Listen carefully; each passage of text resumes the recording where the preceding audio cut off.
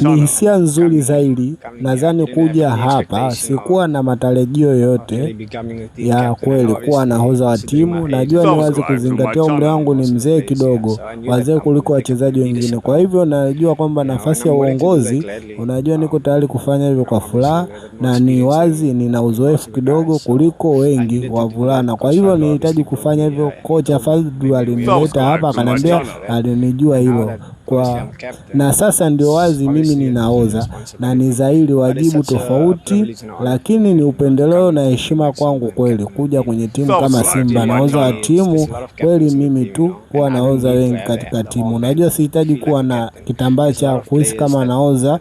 Kuna wachezaji wengi ambao hivyo wananifanya vizuri, ndio kuchukua jukumu hilo. Pia unajua hivyo lakini ni kweli tu, hisia nzuri sana na heshima kwangu pia. Kubadiliko kuwa nahodha. Vipi kuhusu ushirikiano katika yako na wachezaji wengine? Hapana, tulipata ushirikiano mzuri kweli, ndio muhimu zaidi.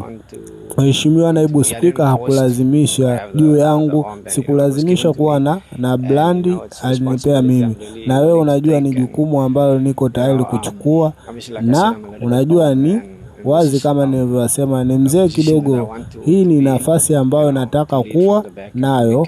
Unajua